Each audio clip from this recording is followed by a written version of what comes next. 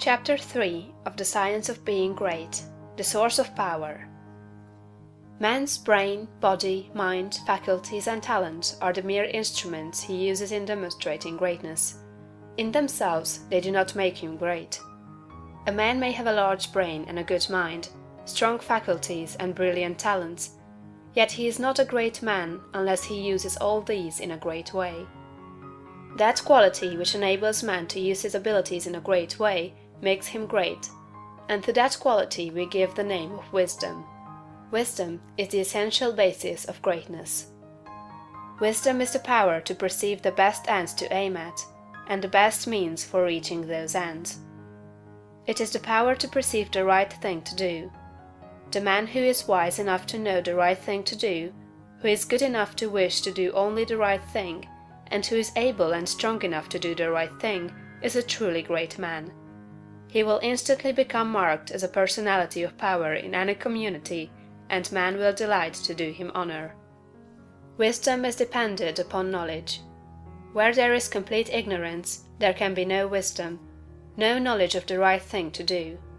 Man's knowledge is comparatively limited, and so his wisdom must be small, unless he can connect his mind with knowledge greater than his own and draw from it, by inspiration, the wisdom that his own limitations deny him.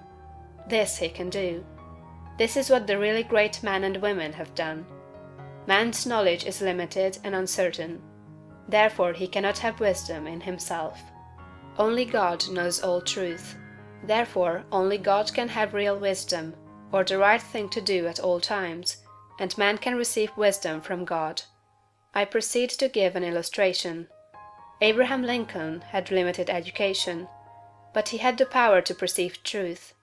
In Lincoln we see preeminently apparent the fact that real wisdom consists in knowing the right thing to do at all times and under all circumstances, in having the will to do the right thing, and in having talent and ability enough to be competent and able to do the right thing.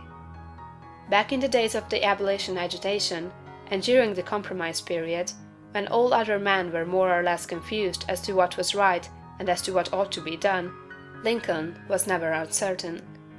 He saw through the superficial arguments of the pro-slavery men. He saw also the impracticability and fanaticism of the abolitionists. He saw the right ends to aim at, and he saw the best means to attain those ends. It was because men recognized that he perceived truth and knew the right thing to do that they made him president. Any man who develops the power to perceive truth, and who can show that he always knows the right thing to do and that he can be trusted to do the right thing, will be honored and advanced. The whole world is looking eagerly for such men. When Lincoln became president, he was surrounded by a multitude of so-called able advisers, hardly any two of whom were agreed. At times they were all opposed to his policies. At times almost the whole North was opposed to what he proposed to do. But he saw the truth when others were misled by appearances. His judgment was seldom or never wrong. He was at once the ablest statesman and the best soldier of the period. Where did he, a comparatively unlearned man, get this wisdom?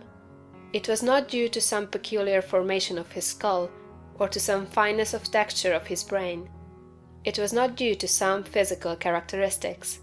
It was not even a quality of mind due to superior reasoning power. Processes of reason do not often reach knowledge of truth. It was due to a spiritual insight. He perceived truth, but where did he perceive it, and whence did the perception come? We see something similar in Washington, whose faith and courage, due to his perception of truth, held the colonies together during the long and often apparently hopeless struggle of the Revolution. We see something of the same thing in the phenomenal genius of Napoleon, who always knew, in military matters, the best means to adopt. We see that the greatness of Napoleon was in nature rather than in Napoleon, and we discover back of Washington and Lincoln something greater than either Washington or Lincoln. We see the same thing in all great men and women. They perceive truth, but truth cannot be perceived until it exists, and there can be no truth until there is a mind to perceive it. Truth does not exist apart from mind. Washington and Lincoln were in touch and communication with a mind that knew all knowledge and contained all truth. The same is true for all who manifest wisdom. Wisdom is obtained by reading the mind of God. End of chapter 3.